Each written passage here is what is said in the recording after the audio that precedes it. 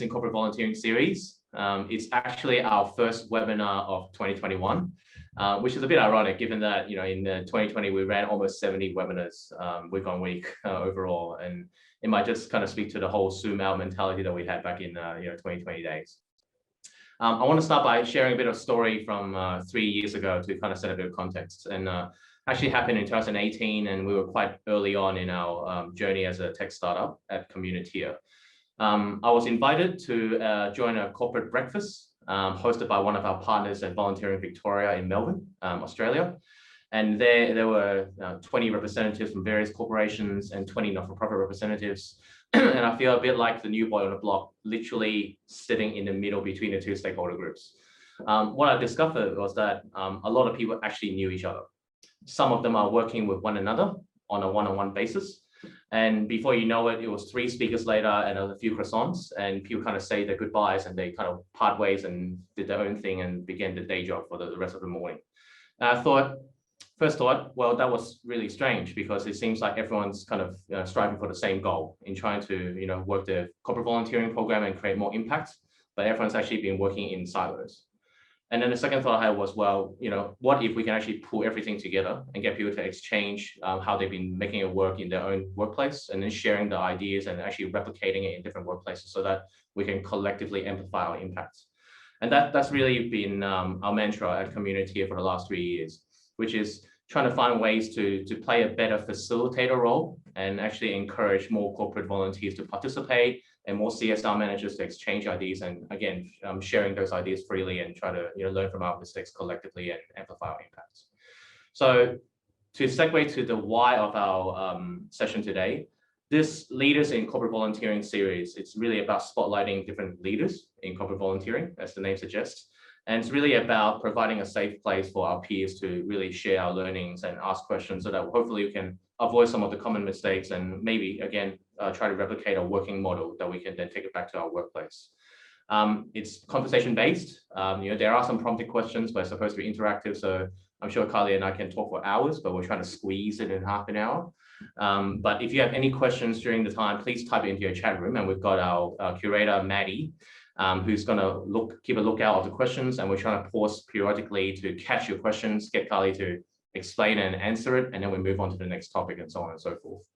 But the main thing for today is we want to turn this kind of conversation and elevate it into participation and action. So towards the end of the session, there'll be some ideas and prompts for people to kind of participate, and maybe there's some sharing of ideas on how we can actually take the next step from here rather than just having a sharing of minds. So without further ado, I'd love to kind of introduce Kylie, our guest speaker today. She's a great place to work leader at Cisco. And I got the privilege to actually have a chat with her before the event. And to me, she's a bit of a unicorn, coming from an IT technically strong background and then migrating to a kind of people and culture background. Definitely the first I've seen in this space, which is great to see. But just to kick us off, Kylie, I'd love to kind of find out a bit more about how did you actually, what's your journey like? How did you arrive at your position here? And what is this great place to work leader position that you have at the moment? Thanks, Victor. I love being called a unicorn. I think I'm an old unicorn, but I'm delighted to be put in that bucket. Hello everyone. I have been at Cisco a very long time. It'll be 20 years actually, I think next year. For some people, I think when they hear that, they think, how good could it be that you've stayed somewhere for 20 years? And I guess to Victor's point, I feel like I've been been in one company, but I've had many careers. So I started off at Cisco after working in the private sector in IT in Sydney. I then moved with my husband and my family to Cisco headquarters in the US, which was a great experience. Told my mother we'd be back in 2 years, but it was really 10. That can happen. And during that time, as I stayed in the IT organization, I had moved into the chief of staff organization, and I was very much focused on the people related activities. IT is a massive organization at Cisco. Multiple thousands of people around the world. And I was very focused on bringing the best people related, a people focused culture. And it was one of those beautiful moments where you're in the right place at the right time and the culture's moving in the right direction. When about 5 years ago, we had a CEO transition, which is big news, was big news for us because Cisco had very stable 20-year CEO, which is unheard of in the Bay Area. So we were transitioning to a new CEO, and we started to focus much more on the realization that employees weren't having the sort of experience that we wanted them to have at Cisco. It was just hard to be an employee at Cisco. What could we do to improve their everyday experience? So it wasn't supposed to be the big flashy things. We were looking at those small one-to-one bits that we could, those small everyday moments that matter to an employee, and trying to make those easier. So I made the shift at that moment over to our people and culture organization, where I've remained. And I came back from the US and based myself back in Australia about 4 years ago. That's a bit about my journey. Fantastic. Kylie, thanks for sharing. Look, I was doing my research and looking through the many pages on the CSR section of Cisco's website, because that's what I do on my downtime. It's immediately obvious that volunteering has been embedded into Cisco's culture. So can you tell us more about how that works, and how involved are staff into that day-to-day kind of corporate volunteering? Yeah, sure. So as I mentioned before, Cisco's considered an old dog in technology in the Bay Area, 35 years. And from its very outset, we had leadership who were very focused on giving back. So from the very beginning, before it was, people were seeking, to have a platform like that in order to attract talent, Cisco was right behind giving back. So we've got a lot of experience. So I'm very happy to talk about all those lessons learned, all the things that we've, tried and failed and iterated, moved on. But it's always been a key part of our philosophy at Cisco. And so in the more recent years, we've seen a shift from the focus that we have always had on team giving, on participating in a variety of different ways. So there was giving back as you're in your team. There's, of course, donating your own time at a local, something that's important to you. And of course, there's making financial donations. But what we've done over the years is really try and personalize that more. We've done a lot of listening to understand, maybe what worked for us 35 years ago, 25 years ago, isn't going to continue to work for us. So what are those changes that we need to make to understand what our current talent and how to attract new talent? What are they telling us about how they'd like to give back, how they'd like to participate and be part of the community? Yeah. Look, speaking of the CEO transition, kind of like to explore the idea of kind of role modeling.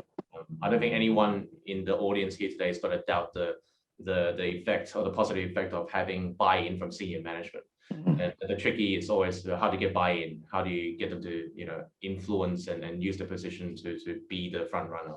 Can you tell me about how that change happened? Yeah, that's a question that we get asked a lot when I'm talking about why Cisco is a great place to work. We've been fortunate enough to win that award globally the last 2 years, and in various countries around the world. But one of the main reasons is the giving back culture and how it's rewarded and recognized in the organization. I mean, nothing, as I'm sure you would all agree, nothing beats role modeling. And we have some excellent leadership at Cisco, just farewelling my daughter. We have some excellent leadership at Cisco who feel really passionately about giving back, whether it's a personal, an area of focus for themselves, or whether it's something broader. Our focus is on providing an inclusive future for all. That's our mission. And in order to do that, we understand that we have to think about our employees, our community, and the world at large. So everything we do is done with that lens. And I think to have it be a a regular topic of conversation. It's not a one-off thing that we do. We don't have a 1 week giving back activity where the whole, that we focus on it. Really, we focus on it all the time. So in our regular company meetings, there's always a segment devoted to, recent volunteering, telling our stories. So we've become very good at sharing the stories to really encourage others and to make sure that our leaders are at the forefront of that, telling their personal stories, being quite vulnerable about issues that are important to them, and how they give back. That sounds amazing. How did this behavior come about? Is it some of the things that were part of the transition of the CEO, or was it a conscious or organic effort that kind of just evolved over time? So at the time, about 5 years ago, when we had the CEO transition, and there was it did sort of organically sort of bubble up at the same time. There was a recognition that our Cisco culture that we'd always been very proud of was perhaps no longer delivering the kind of experience that we would like for all of our employees. And we started to talk much more about driving an intentional culture. I can't remember who said it, but the quote that motivated us was, if you do nothing, your company will still have a culture. It just may not be the one, that you would like to thrive in your organization. So you could end up driving a very unhealthy culture. And so we started to think much more about how could we take the best of what we had learned over the 30-ish years at Cisco and drive an intentional culture. And so we started to talk about what we first called the people deal, which was this two-way deal between what Cisco would provide and what we expected back in return from our employees. So for instance, Cisco provides technology that will allow you to work from anywhere. So that is incredible flexibility, the ability to stagger your day in the way that best suits you. You don't need to ask anyone's approval to work from home. You don't need to, you need to manage your workload because we have such a high degree of trust. And in return, Cisco says, we trust you to get the work done, and we trust that you'll be engaged, and we trust that you'll use the technology. You'll put your camera on, you'll engage with your colleagues. So that's one example. Wow, amazing. I'm going to borrow a few tips here. For those of my team who are online, you've been flagged. Sorry, everyone. Let's dive a bit deeper into unpacking some of Cisco's volunteering initiatives and how they affect staff engagement, positively, obviously. Can you tell us more about the Time to Give program, and what does it consist of? How does it work? How did it come about?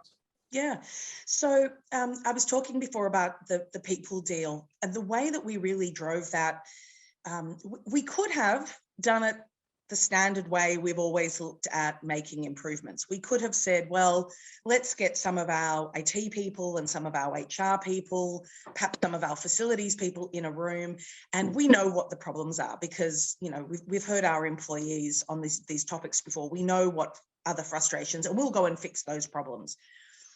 We could have done that, but that would have returned us probably the same results that we had seen over the last 30 years. And so instead we took a very different approach, and it is a resource intensive approach, so it's not for everyone. But we actually created a series of focus groups. We talked to over 500 employees in our different sites around the world, different organizations, different tenure, different, all sorts of different demographics in order to try and get a good cross selection. And we asked them, what are those things that are frustrating about Cisco? Or what are those major moments? We ended up calling the program the moments that matter to you as employees. And amongst the topics that they raised, one was my giving back. They said, we've always been proud to work for a company that does, a lot of great giving back, but we would like it to be more personalized. I'd like to have the opportunity to do something that's meaningful to me personally. And I still want to do all those great team activities. But, as a team, maybe we do a lot of things to do with Habitat for Humanity. We build houses. That's great. But I'm really into animals. And so with discussion and driven by the employees, the Time to Give program was developed. And that's a program that gives every employee, every calendar year, 5 paid days to devote to something that's meaningful to them. It could be anything, the definition is anything that positively impacts the community.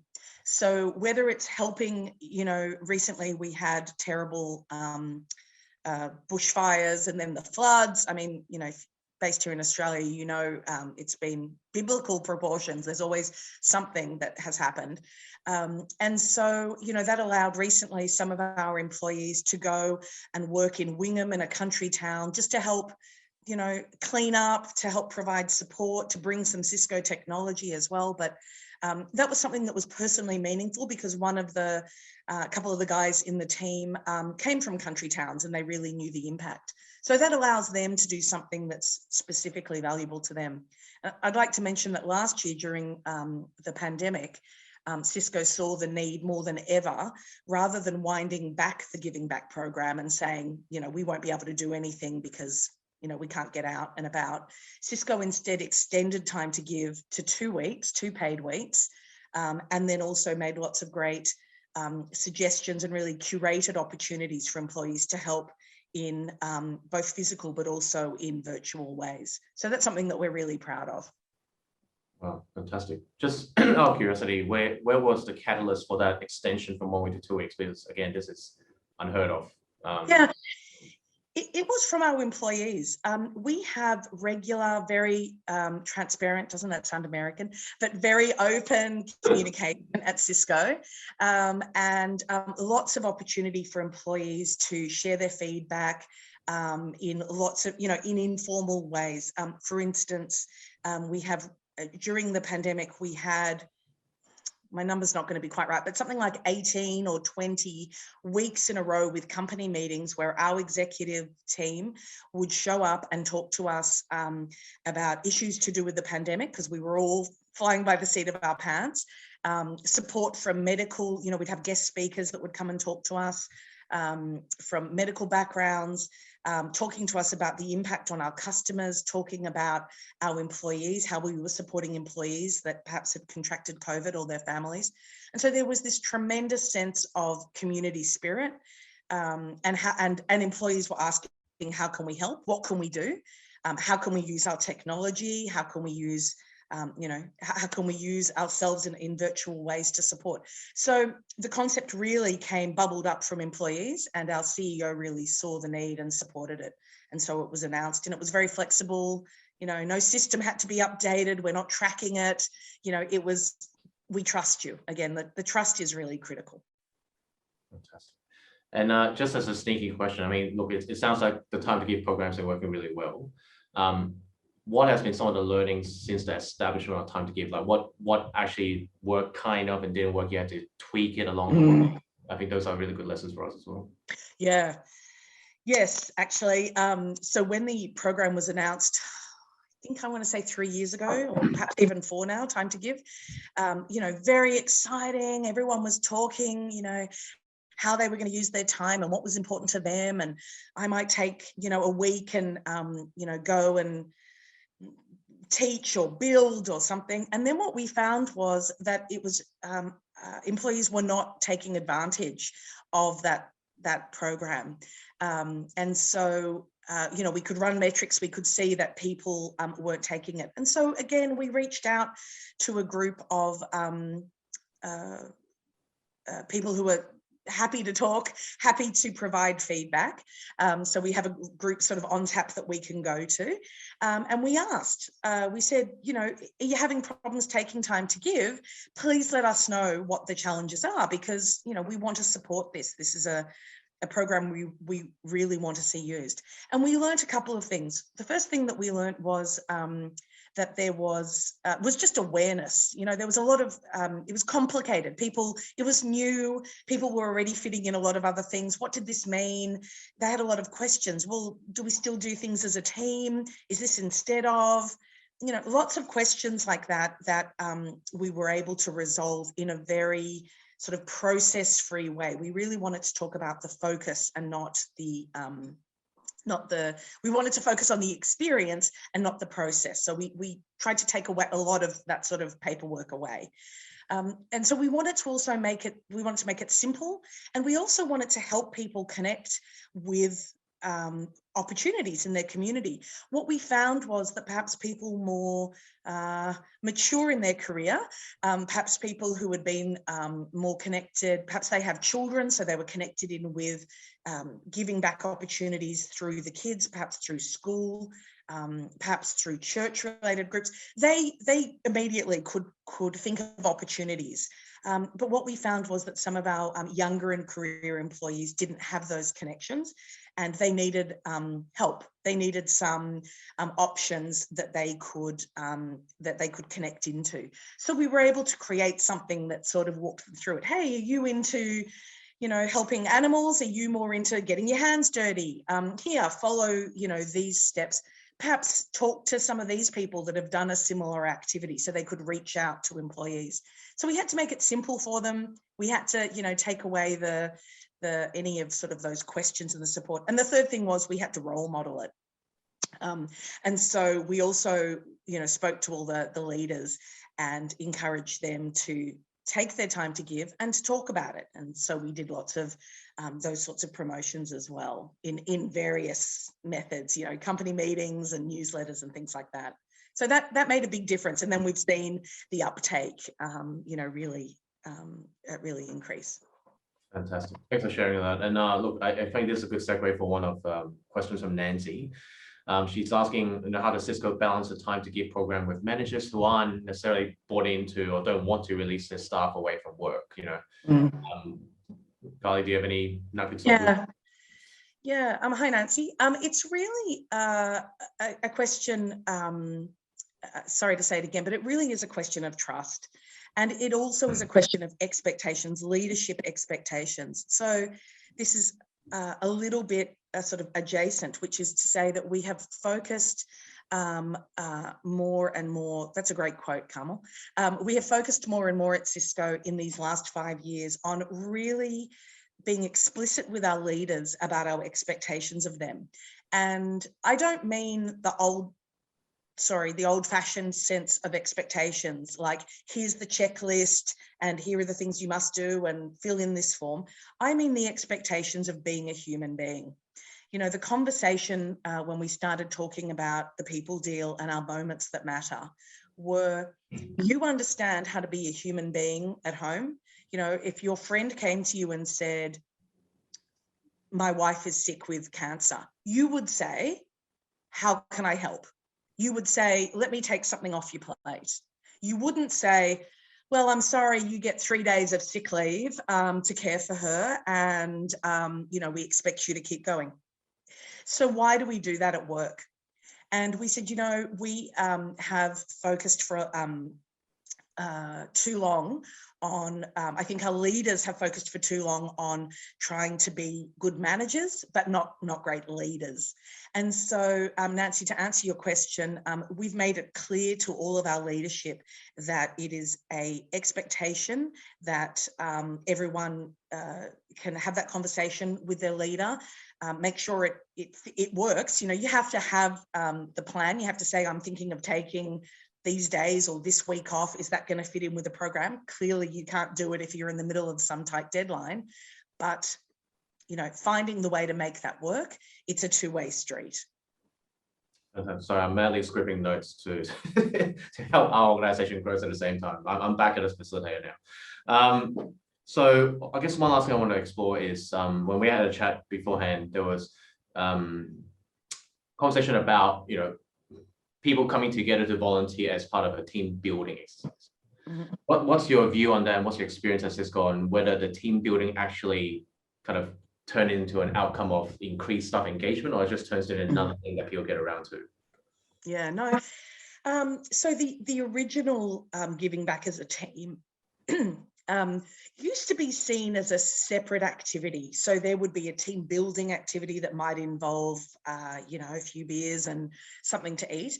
And then there would be a day where there'd be giving back. And what we've started to do more and more is to say, let's get together and use our time together to give back, do something for the broader community, which drives incredible team commitment and yes, team bonding. And actually, I was talking to some of the folks that went out to Wingham, as I mentioned, after the fires.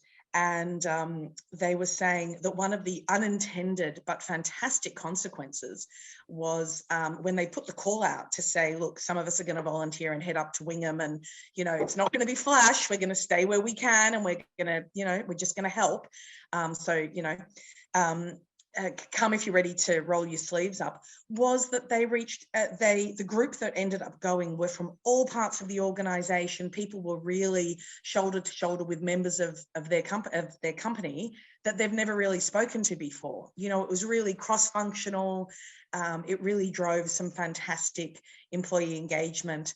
And certainly when they're asked about what they're proudest of at Cisco, and when they look at the impact that they've made, you know, lots of great positive impact statements. So it has a great positive effect. Obviously, it helps out the folks of Wingham, but it really also drove even closer bonds and engagement with the team. Sorry, did that answer the question, Victor? Oh, I don't think that's a perfect answer for that question. It's just curious that we're always working that intersection between people, I guess, engaging their staff into team building activity, and then while looking at a one-on-one connection, which I think, you know, I've heard it, I think 4 times now every time we have a conversation, it's a one-size-fits-one approach. Which yes, the one-size-fits-one at Cisco. Yes, absolutely. You know, there's never going to be something that the American phrase, which I never understood, was the peanut butter approach. I didn't understand that for 10 years I lived there.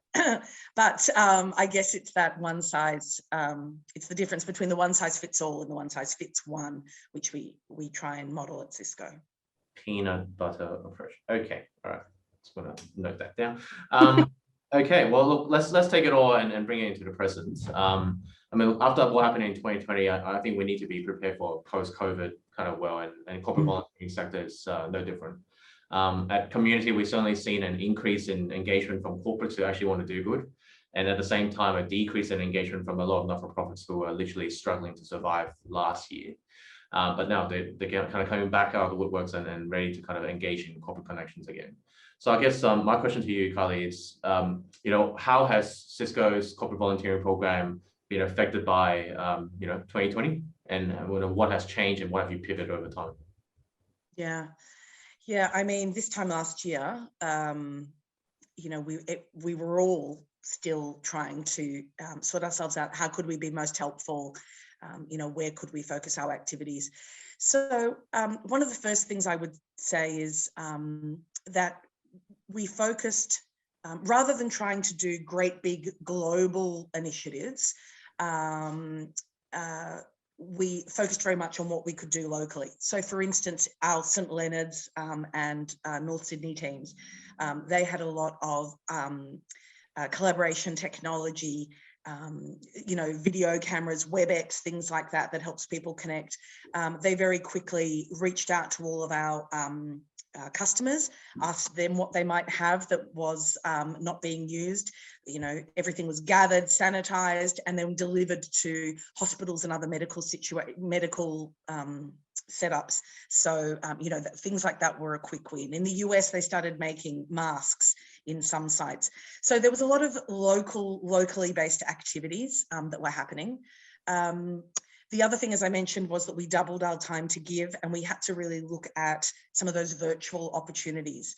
And so I was actually just yesterday talking to one of the leaders here in our North Sydney and Sydney Meraki office, who led virtual mentoring, which is some work that we've been doing on and off, but we really doubled down on some of that with the Smith family. So there's lots of opportunities to support people. I did some work looking at resumes and working with people to help make improvements to their resumes and so on, so that they were job seeking. We did a lot of virtual mapping work. So there's lots of opportunities. We just had to get creative. And what we found was that, you know, again, that flexibility of being able to say, I'm going to take 30 minutes, an hour, and do some online volunteering of some description, once we provided opportunities to employees, was really successful. So you have to be nimble and you have to look for different ways that you can help, because, you know, we have some employees who are very happy to have maintained that one-on-one sort of relationship online, and other employees, you know, who really wanted to get in there and, you know, do physical activities and giving back. So it was about offering the options, I think. Yeah, no, that's great to hear, which comes back to that, you know, individual trust and trust that they're actually opting into the right opportunity that makes the right impact. Yeah. Just on these changes, and thanks for sharing, Kylie. You know, what do you think? You know, are these changes made for the better? Do you think any of these changes are here to stay? You know, post-COVID? Yeah, I think they are, because I know at Cisco, and I'm sure a lot of you as well, having those conversations inside your companies about what the post-COVID world looks like, and you know, we're definitely talking about a hybrid kind of setup where the office will be there for employees who perhaps are doing collaborative work if they need to come together. But it is really a combination of the individual desire or the risk level or the comfort level, the work that I'm doing, which might be different next week to this week, depending on what sort of work I'm doing, and that conversation with my manager. So I do a lot of work with the US. So I do it from mostly from home because I'm working early morning hours. But when I'm working with my local people and communities team, we have that opportunity to kind of swarm in together in the hub and be able to work flexibly. So I would think that the giving back opportunities will continue to reflect all sorts of opportunities as well, and we'll see more and more creative ways of supporting and giving back virtually as well. Fantastic, Kylie. We just got a new question from Rachel, hot off the press. So Kylie, what type of CSR programs or activities did you see the most impactful results in motivating and engaging with your Cisco employees during the pandemic? The ones, yeah, good question. We found, I would say, different. It worked differently in different countries. So I'll talk about Australia and the US because they're the two that I'm the most connected to. We found things that people could do in bite-sized chunks because so many people were caring for either children or elders or both. And, you know, every time became this hot commodity of just getting focused time often became very challenging for people.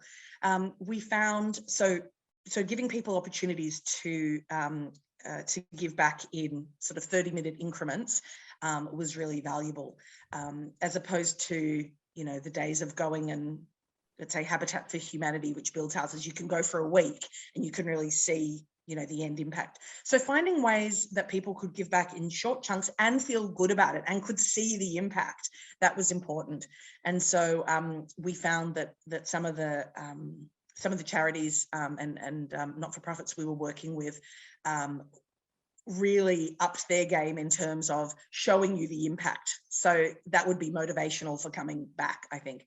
Also, we found things that we could do virtually as a group, so we could all connect in and we could use that as an opportunity to connect with each other at the same time. And a great opportunity was the virtual mapping that we did.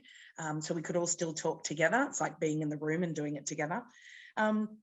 And the third thing, that sort of third option is finding opportunities for people who really wanted to get out, roll up their sleeves and do physical giving back as well. So connecting them to, you know, the vans that were going out to collect equipment and bringing them to the office and sanitizing them and getting them back out to sites, things like that. So they were some of the most impactful things that we did. But yeah, giving people options, I think, is really critical. Yeah, and I guess segueing to wrap up some of my questions I thought of. There might be other kind of CSR managers here who are actually quite new or have a fairly early stage CSR program in their workplace. If you were to start, let's say, Time to Give, you know, right now with the learnings from COVID and this hybrid approach, what are some of the things that you would love to implement from day dot? More from day dot, more curation, more, I mean, we created it later, but I think we lost time there for sure. Sort of assuming that people would know where they wanted to give their time. And so instead, you know, really helping to create sort of some mapping paths for people. You know, if you like this, then you might be interested in these opportunities. If you're this kind of, you know, if you like to give back in this kind of way, maybe these opportunities. So I would say don't underestimate the value of having some sort of, here's some I created earlier type options for people. I think that would be really great. And really trying to iron out, you know, we've moved much more into a agile sort of 80-20 methodology. In the old days at Cisco, you know, you'd never announce anything until every single thing was bedded down. We've had to get more comfortable with ambiguity, but for employees, you have to really put yourself in their shoes and think of, well, what questions are they going to have? You know, you've been in the weeds of it for months and months creating this program. They're hearing it for the first time. What are the top 5 questions they're going to ask, and have some answers for them already, because, you know, how is it going to impact them? Fantastic. We've got a question coming on. Do you have any great examples of skill volunteering working well? I know you mentioned mentoring, job seeking, mapping. What's the impact and outcome from those, or any other examples you can think of? Specifically, that was virtual, Carmel? Skill. Oh, skill. Sorry, Yeah. skill volunteering, as in using Cisco's great knowledge around IT. You know, were there examples of where you had great examples of short-term opportunities where that could be used with a charitable partner? Yeah. Yes, we've had a program running, for instance, in Australia a good few years now, called Mentor Me, where not early in career, it's pre-career. It's people at university. Primarily, it's focused towards women who are seeking tech careers. Perhaps they're doing an engineering or a computer science type degree, and we match them, we pair them with a Cisco employee that can really talk to them about you know, what's it like you know, in the real world in employment.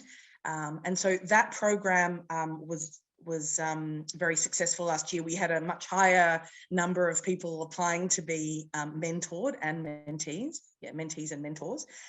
So that's a great example. And I mentioned the work that we've done with the Smith family before. They have lots of great opportunities of plugging our skills into their needs, specifically technology. So it was working with our partners to see what their needs were, to see if there were other ways that we'd never considered before of supporting them. So, you know, we're not the experts, they are. So we went to them and said, you know, this is an unusual time. Do you have unusual needs that we'd not considered before? Fantastic. Okay, all right. Well, look, that's kind of the broader topics that we wanted to cover today. So it's not wrapping up yet, but I just want to take it as an opportunity to thank Kylie in case I forget at the end. But thank you, Kylie, for sharing your words of wisdom and your time today. Just to revisit the why, and you know, when I started the whole session, it was about how to elevate these conversations into taking action. We've actually designed a very quick 3-question survey. It's really only 1 question. That's the key for everyone here at the webinar, the workshop, to actually answer, which is, you know, who you are, which SDGs do you stand for, and they're already kind of been pre-grouped, and you know, what are some of the initiatives that you want to be part of? So, Maddie, if you can fill in, great, fantastic. So if everyone can click on the link and give us some information, that will be really useful. I guess, look, for us, we want to play the role of a facilitator. We think this is something that we have a duty to, and we do have the team and the knowledge to play that role. So we came up with 4 initiatives of how we can actually get corporates to kind of work with one another for, you know, to grow our corporate volunteering sector. The initiatives are 1, for kind of a bit of peer-to-peer sharing of your corporate volunteering tactics to create a bit of a communal toolbox so that other people can actually replicate and bring it back to their own organizations and amplify the impact that way. 2 is for those that are quite focused around a single SDG or set of SDGs, for or kind of like these like-minded organizations to come together and work on SDG-based initiatives together. The third one, it's about providing feedback and co-designing some kind of social report that are SDG based. I think, you know, we need to have some kind of common language for everyone to kind of compare notes and find, again, the gaps and opportunities where your staff can lift the engagement and lift the participation. And that's the third initiative. And then finally, if you want to, you know, if you've got interesting insights to share, like Kylie does, and a similar career, we'd love to have you in the spotlight and, you know, get you to be one of our panelists or our speaker and share some of your learnings in the later part of these kind of event series. So if you don't mind filling in the survey by clicking on the link, that would be great. And just to kind of put it out there, I mentioned that, you know, we would be facilitating and coordinating these initiatives. Yes, we are a supplier, we are an advisor, but this is much more than, you know, selling a platform or, you know, making ourselves financially sustainable. We actually feel that we have the duty and responsibility to play that role and to bring corporate volunteering to scale. We're also a partner of the UN, so I'm an advocate of the UN SDGs, and so are the rest of my team. I feel like this is the one way we can actually get partnerships and collaboration happening so that we can actually have a chance at achieving those goals. So what we need from you is your participation, your input, your experience around corporate volunteering, and to really create that more impactful and more accessible, scalable solution for the whole sector. So if you have any questions around those initiatives, please bring it home. But I thought for now, you know, Kylie, if I can throw it back to you, if you have any kind of final comments to make before we wrap up the session. Well, thank you for the opportunity. As you can, I'm sure, tell from my passion, I'm really proud to work for a company that puts giving back so much at the forefront of what we do. But I would really add to Victor's comments there around action, around finding ways to connect and to give back. Look for opportunities for your teams, find easy ways for people to get involved, and really ask, you know, get proximate, get close to the problem, or, you know, in order to really understand the ways that you can be most, you know, most valuable. Thanks, Victor. Brilliant, thank you, Kylie. So for us, look, just do a quick plug. You know, this is supposed to be a leadership series. We want to kind of continue this engagement for a while to come. So we actually have an event coming up in 2 weeks where one of our participants, actually, Louise Dean from Dell Technology, is actually going to be in the hot seat, just like Kylie did so kindly today. So if you haven't registered, please do so by following the link. If you've got any of your peers, whether it's national or international, that would love to kind of come in and have a chat, then please share that link and get them to register as well. Again, this is about sharing insights and then taking the conversations into action. So I'd love to kind of get more people and more minds together at work and try to really lift that conversation. So again, I want to thank you, Kylie, for your time and everyone for checking in, regardless of whether you're in Australia or overseas. I also want to acknowledge my team for putting this together in quite short notice and for your dedication ongoing. So thank you, everyone. I'd love to finish early, and let's keep going. We'll send out some emails of it afterwards as a follow-up. Fantastic, thanks.